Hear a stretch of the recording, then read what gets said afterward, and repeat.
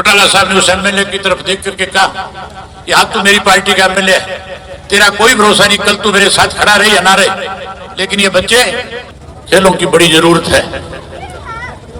क्योंकि आज प्रदेश में जिस किस्म के हालात हैं, आज नौजवान जो है सरकार की कमजोरियों की वजह से, सरकार के गलत फैसलों की वजह से, जहां आज नौजवान हमारे इस देश को, इस प्रदेश को छोड़ करके विदेशों की तरफ बढ़ रहा है, वहीं कहीं ना कहीं नौजवान जो है आज मायूस है। रोजगार नहीं मिल रहा, नौकरी नहीं मिल रही, और उसके साथ साथ नौजवान को सरकार की तरफ से कोई ऐसा विश्वास और भरोसा भी नहीं दिलाया जा रहा कि भविष्य में हम आपके चिंता करने का काम करेंगे। आज नौजवान नशे की ओर बढ़ रहा है। नशे से कैसे नौजवान को बचाया जाए, इसके लिए गांव-गांव में खेलों के आयोजन होने बहुत जरूरी है। एक समय था जब चौधरी ओम प्रकाश चौटाला इस प्रदेश के मुख्यमंत्री थे, उससे पहले पूरे देश के अंदर कहीं खिलाड़ी को कोई एक नया पैसा पुरस्कार के रूप में नहीं मिलता था। सन 2000 में जब चौटाला साहब मुख्यमंत्री, तो हमने एक पॉलिसी बनाई थी स्पोर्ट्स की, और स्पोर्ट्स की पॉलिसी में प्राइमरी स्कूल से लेकर के यूनिवर्सिटी तक पढ़ने वाले बच्चों को, जहां स्टेट के अंदर मेडल जीत करके आते थे, ना केवल उन्हें सम्मानित किया जाता था, बल्कि नगद पुरस्कार देकर के बच्चे का हौसला बढ़ाया जाता था। पहली दफा हुआ था प्रदेश के अंदर। जो आजाद कह रहा है कि हमारे गांव के अंदर थारा राज बनेगा, यहाँ खेल का अच्छा स्टेडियम बनना चाहिए, तुम्हें मांगने की जरूरत नहीं पड़ेगी, बिना मांगे इस गांव के अंदर, क्योंकि ये गांव सदा हमारा समर्थक गांव रहा है। भूल चूक होती रहती है, बहुत लोग करते हैं, लेकिन भूल चूक का भी समय आता है जब उसका पश्चाताप भी हो जाता है। अब आपके पास फिर समय आएगा और फिर तुम इकट्ठे होकर इस बात का बदला ले लियो। थारा बहुत धन्यवाद।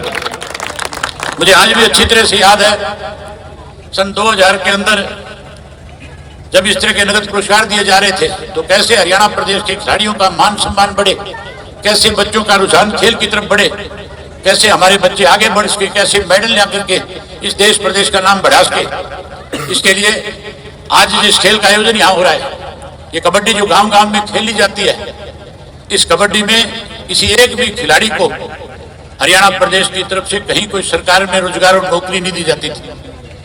मैंने चौटाला साहब से इसके लिए प्रार्थना करी और कहा कि हमारे बच्चे गांव के अंदर इस खेल को बढ़ावा देने का काम करते हैं, जहां राष्ट्रीय सतह के ऊपर हमारे बच्चे मेडल जीत करके आते हैं, लेकिन मायूस होते हैं जब इनको रोजगार नहीं मिलता, नौकरी नहीं मिलती।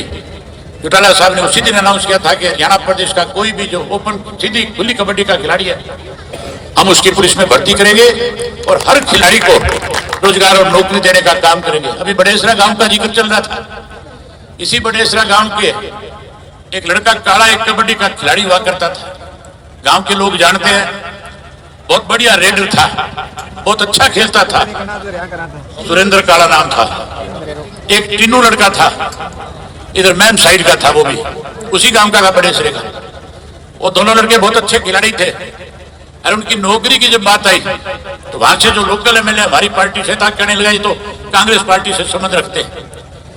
चौटाला साहब ने उस एमएलए की तरफ देख करके कहा कि आज तो मेरी पार्टी का एमएलए है, तेरा कोई भरोसा नहीं, कल तू मेरे साथ खड़ा रहे या ना रहे, लेकिन ये बच्चे जो आज मेडल जीतने का काम करते हैं, ये हरियाणा प्रदेश का नाम सदा सदा के लिए रोशन करने का काम करेंगे। बिना किसी भेदभाव के रोजगार और नौकरी दी जाती थी। आज फिर आपको इस बात का विश्वास और भरोसा दे करके जाता हूं, जब फिर आपकी वजह से समय आएगा, तो इन खेलने वाले बच्चों को मायूस नहीं होने देंगे। इनको खेल के ग्राउंड से सीधी भर्ती करके इनको रोजगार और नौकरी देने का काम करेंगे।